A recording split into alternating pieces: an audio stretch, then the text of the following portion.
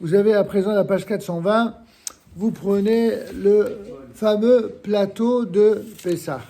Le plateau de Pessah dans lequel on a placé chaque ingrédient. Vous voyez, vous avez le plateau, en fait, vous l'avez dans votre Agada, la page 415. Vous avez, selon la disposition, il existe 2 dispositions prévues par les poskim, par les décisionnaires dans le plateau de l'Agada de Pessah. Et nous suivons l'usage du Harizal, le fameux Rabbi Yitzhak Luria, qui était un des plus grands kabbalistes d'abord d'Espagne puis de Safed. Et en vérité, ce Harizal, il nous a donné une manière idéale de présenter le plateau, et c'est cela que l'on suit, en tout cas dans les communautés séfarades, toutes les communautés séfarades. Il y a en haut du plateau 3 matzot. Vous voyez la page 415, il y a marqué Shalosh matzot. Ce sont les 3 matzot, les fameuses 3 matzot dont je vous ai parlé tout à l'heure. Rappelez-vous 415, oui. 3 matzot, habituellement on dit Cohen, Lévi, Israël. C'est juste pour... parce qu'il existe 3 couches dans la société d'Israël. Cohen, c'est ceux qui sont les prêtres. Lévi sont ceux qui sont à leur service pour les aider dans tout ce qui concerne l'activité sacrificielle du temple de Jérusalem à l'époque où il était en fonction. Et Israël, c'est tous les juifs du monde qui sont ni Cohen ni Lévi. Voilà, grosso modo. Et je précise que Israël, ça inclut non seulement les juifs de naissance, mais également les juifs d'adoption qui se convertissent au judaïsme. Tout ça, ça s'appelle Israël. C'est clair? Alors, on y vient. Shalosh matzot. Shalosh matzot, c'est donc les 3 matzot au sommet du plateau. Ensuite, vous avez le Zeroa. Zeroa, c'est l'épaule d'agneau. L'épaule d'agneau qui va symboliser le bras étendu avec lequel Akadosh Baruch Hu, a agi dans le monde pour libérer le peuple d'Israël de l'esclavage d'Égypte. Vous avez Betsa. Betsa, c'est l'œuf. Alors, il y a plusieurs traditions d'explication. Certains rapportent le Betsa en rapport avec un korban, avec une offrande que l'on offrait au temple de Jérusalem. Et d'autres disent tout simplement que l'œuf, il est le symbole de l'éternité de la vie, puisque l'œuf, c'est un des seuls éléments vivants qui, en fait, n'a pas de véritable sommet ou de base. Si vous tournez un œuf, il va tourner sans arrêt. À un moment donné, par un jeu d'équilibre naturel, si vous ne le touchez plus, alors il va rester statique. Mais en vérité, vous avez bien compris que la forme de l'œuf est telle que cela exprime le recommencement éternel de la vie. C'est entre autres pour cette raison aussi que lorsque quelqu'un est dans le deuil, eh bien la première Séouda, qu'on appelle la Séouda d'Avra, que l'on fait juste après le cimetière, après les obsèques, l'enterrement d'un être cher, eh bien on mange les symboles du deuil. C'est quoi là-bas les symboles du deuil? Il y a en général un œuf dur, ensuite il y a des olives noires et un alcool blanc qui est un symbole de chagrin. C'est que la différence entre le vin et l'alcool, c'est cela. Le vin, c'est la boisson de la joie, comme il est dit, Veyain et Samar Levavenosh, le vin réjouit le cœur de l'homme, alors que lorsqu'il s'agit de l'alcool blanc, eh bien, vous connaissez l'expression en français, noyer son chagrin dans l'alcool. Eh bien, l'alcool blanc est souvent, voilà, ceux qui sont comme ça, qui ont l'âme en peine, et ils pensent qu'ils vont ainsi, en buvant, qu'ils vont noyer. En fait, ils noient pas leur chagrin seulement, même si c'est le cas un peu, ils noient aussi leur force de combativité et de réactivité nécessaire devant une épreuve. Nous, on n'encourage pas la boisson, on n'encourage pas l'alcool. Un tout petit peu le vin pour le kidouche, et une exception pour le soir de Pessah où il y a 4 petits verres de vin qui sont là pour rappeler les 4 étapes de la délivrance d'Israël.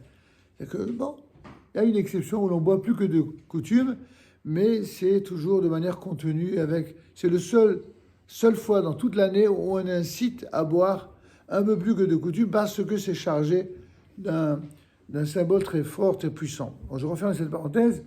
Ensuite, nous avons Maror. Maror, au milieu du plateau, ce sont les herbes amères. Les herbes amères sont symbolisées, ici en France, on a l'habitude d'utiliser ce qu'on appelle la romaine.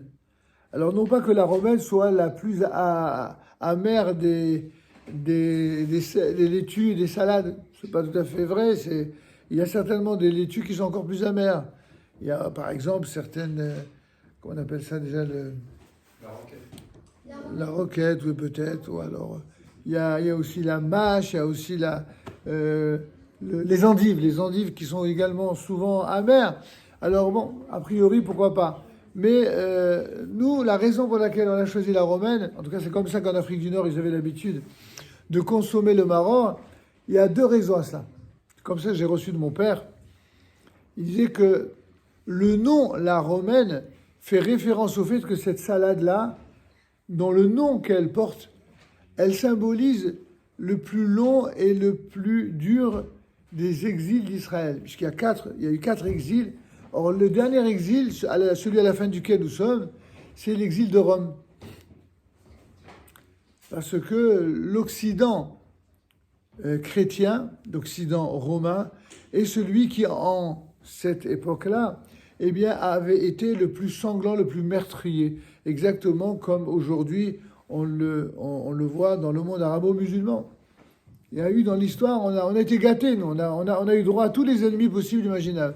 Pendant 15 siècles, c'était les chrétiens qui étaient les ennemis du peuple d'Israël. Aujourd'hui, au Hachem, les choses, en tout cas, se sont fondamentalement améliorées, en espérant qu'il reste ainsi.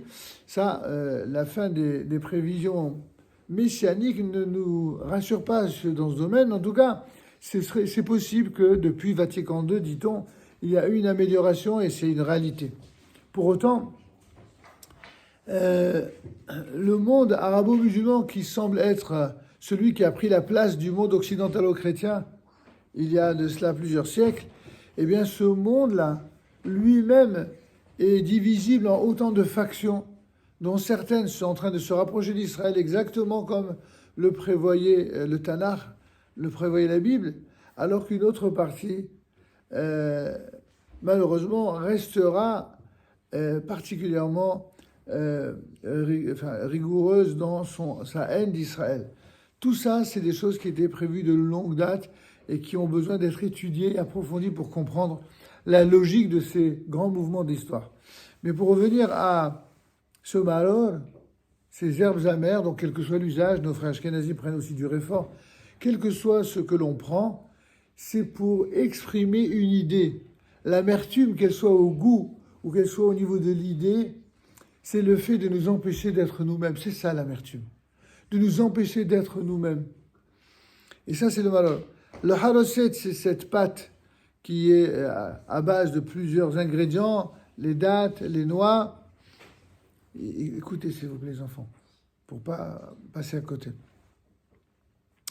Et certains y ajoutent de la pomme, il y en a qui mettent même des grains de grenade. Bon, il y a plusieurs recettes. En tout cas, il y en a même qui mettent les figues à condition de vérifier qu'elles ne soient pas enfarinées, parce que c'est important pour Pessah. En tout cas, et donc c'est malaxé avec du vin. En général, il y en a même qui ajoutent du piment de Cayenne. Enfin, peu importe.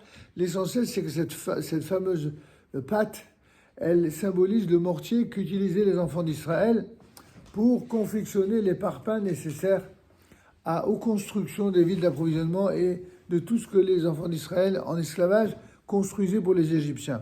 Ça, c'est ce qu'on appelle le haroset. En fait, le karpas, c'est ce qu'on a parlé tout à l'heure, c'est le fameux céleri. Hazeret, ça, c'est un autre type de salade. Certains utilisent effectivement une autre salade et certains utilisent aussi le maror à la place du hazeret, chacun selon son usage. Voilà, on a vu donc tout le plateau. On revient, si vous voulez bien, à présent